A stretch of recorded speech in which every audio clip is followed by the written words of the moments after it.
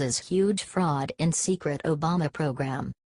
At this point, we can all say that nothing positive happened during the Obama administration. Obama, together with his administration, ruled for 8 years and basically left this country in ruins. All that thanks to the massive frauds and corruptions. Even after leaving, Obama did nothing but living and enjoying his life at the cost of U.S. taxpayers. Recently, Tucker Carlson, from Fox News, revealed another fraud that comes straight from the previous administration, and this time it is proved how Obama has actually been spending much of the hard-earned taxpayer dollars, reports Cons Nation. Tucker's words were, "Investigators say that getting bogus applications approved is ludicrously easy, and as many as 36% of all beneficiaries from the program should have been rejected." He basically explained what happened in one program the Obama administration initiated. Basically, they were doing only something that they pleased and were unwilling to solve their own issues. The original program started way back in 1985 in order to aid the destitute families to be able to buy a family phone. If I remember quite right, it was called Lifeline. Obama used this program and made things worse. He took advantage of the program and enabled multiple phones for free. In the end, this costs the U.S. taxpayers millions in fraudulent charges. Before leaving office, the previous president extended the program once again to cover broadband internet service. Now, taxpayers are forced to give phones, phone service, and internet service to low-income Americans. Also, it is revealed now by the GAO that nearly 2/3 of all Obama phone recipients received their free government-issued phone service by falsifying their applications. This is something that we all expected. We should expect more cases like this one from the former administration in charge, because after all, they were only good in doing frauds and corruptions.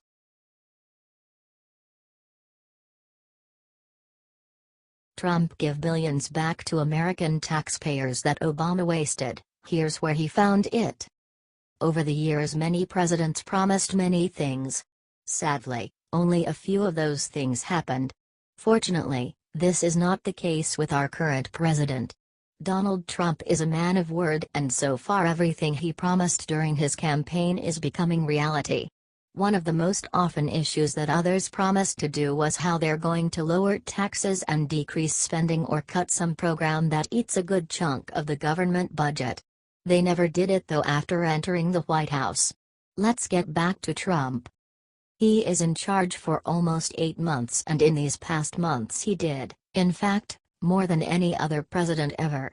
Trump is a hard-working man and so far is doing anything possible to improve the standard of the Americans, who worked hard and who were never recognized by the previous president. Trump, in fact, appreciates every single American, and he promised the same thing the previous ones promised, but this time he is actually doing the change and is cutting away the bloated and unproductive system that allows the able-bodied to mooch off of the taxpayers. The latest U.S. Department of Agriculture, USDA, statistics on food stamp enrollment now show that since President Trump took office in January 2017, more than 1.1 million Americans don't have to take welfare in the form of food stamps anymore, reports Freedom Daily.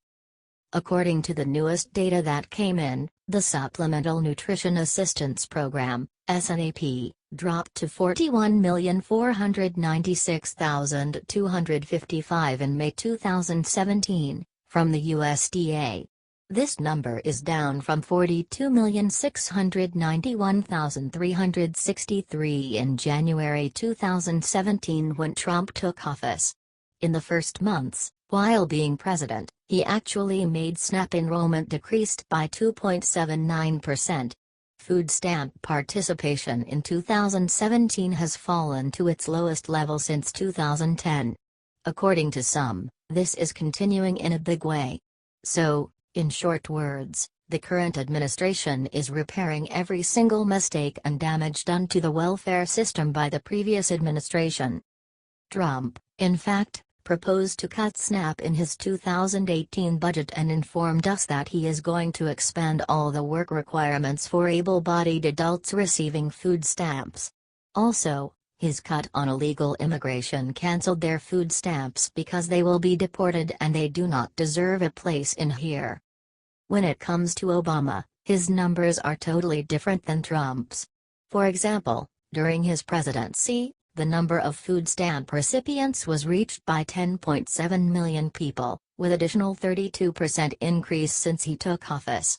Nearly 33,490,000 people received food stamp benefits when Obama began, and during the 8 years that number increased to 44,219,123, which showed an increase of about 10,729,000 people.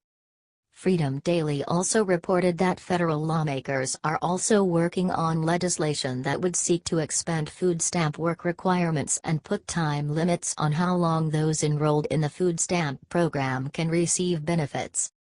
Democrats lie, but numbers do not lie. From now on, the tax dollars are going to be given to those who really are willing to work and not to those who are unwilling. Over 1 million U.S. residents taken off of welfare is a great way of improving this country so far.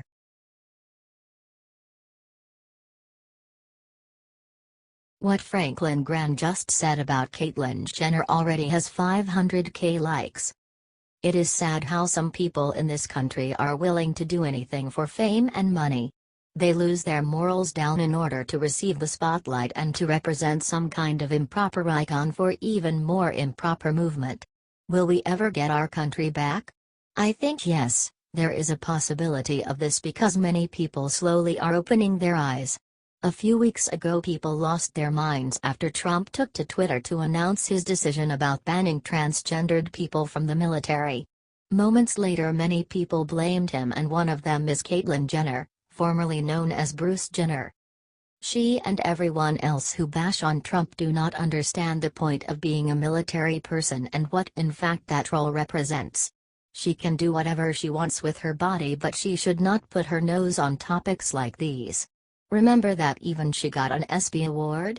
Well yes, she did, and Franklin Graham connected many dots and shared his opinion on Facebook regarding this matter, reports Clash Daily. He wrote, Caitlyn Jenner is being honored with the ESPN ESPY Award for courage? I find this hard to swallow after spending time with wounded military veterans and their spouses with Operation Heal Our Patriots. They are true heroes and their lives define courage. Some have had 30 or 40 surgeries, not to change their gender, but to try to put their bodies back together after defending our country. And to recognize the very confused Caitlyn Jenner as a hero before the entire world? Give me a break. If you want an example of real courage, it's when Jesus Christ willingly allowed himself to become your sin and died in your place on the cross, the righteous one for the unrighteous. What an extraordinary comment by Reverend Graham.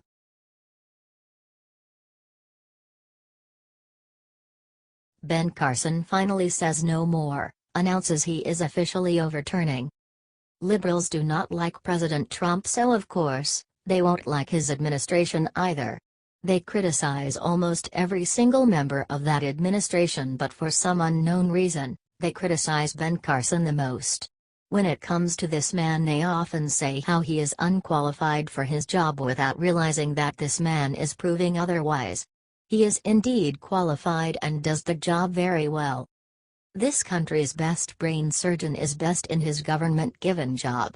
Only a few months ago he was the one who helped uncover $500 billion worth of clerical errors in the HUD budget. Should I say that these errors were ignored by the Obama administration, or you already know? This week the man stroked again, according to Young Cons. His department is trying to reverse the Obama administration's policy and return to a competitive bidding process to award Section 8 housing, according to a well-placed source in the department. This move will twist around the Obama-era style methodology of using a grant-style process that was rebuked by administrators and ultimately the U.S. Supreme Court. One Department of Housing and Urban Development official said that every single step that is necessary to change this back is taken, but refused to comment or to give any further information about the case due to fear of tainting the bidding process. At this point, basically, everything that came out of Obama, Even the grant style was a total disaster. Dr. Carlson is doing an amazing job and is doing the changes we all need. President Trump made no mistake by giving him this position. Another win for the conservatives and another step for making America great again.